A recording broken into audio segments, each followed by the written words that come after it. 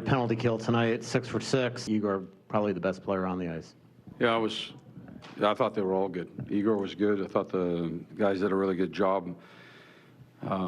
In zone especially. I thought that once it got in there, they stuck to their routes pretty good. There were some big blocks in there, good clears, good battles. I thought they did an excellent job. Peter, what's just impressed you the most about the way your penalty killers have been able to generate offense? You know, there were some chances early in the game. I actually thought there could have been a few more. We could have popped out of there a couple more times, but you know, you get caught 20 seconds out, 25 seconds out. The biggest thing is to make sure we get some fresh bodies on the ice. But that's the thing about, you know, a power play. It's stationary when it moves, and if the penalty killers can catch it right, and you can get a second guy or a second and a third guy in there, it could lead to something possibly the other way. And we've been fortunate to cash in on that.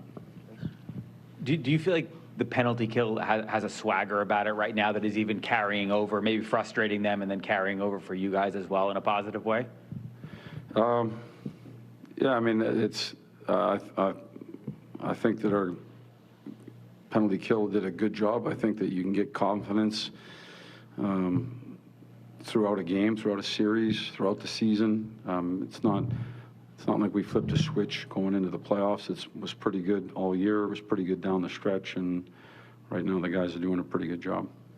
Just overall, Peter, on Igor's play, I mean, he makes that save on Pacioretty where he goes post to post. It's not a heavy shot volume that he's faced in these 3 games. No. So what have you thought of just him and sticking with it?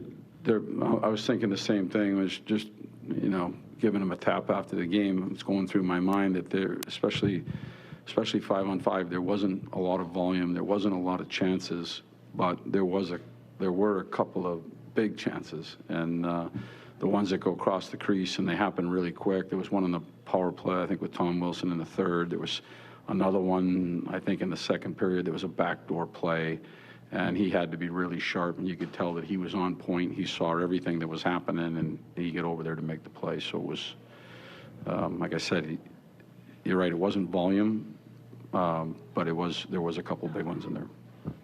Peter, they go down another D. Carlson's asked to play essentially half the game. You know him. Yeah. What impresses you about how he handles all of that? I know that he's a world-class player, and you know, he's a guy who's played big minutes his whole career. So you know, they're doing what they need to do to try and be successful. Do you have any thoughts on just the amount of penalties? Do you feel like it's being called especially tight, or do you have any thoughts on how that's going right now? I do have thoughts. Would you like to share them? I do not. Just overall, the 3 games, 3 wins, just what trends have you seen here that are positive for you guys, other than the wins, that you believe can carry into a game 4, and if it works beyond that too?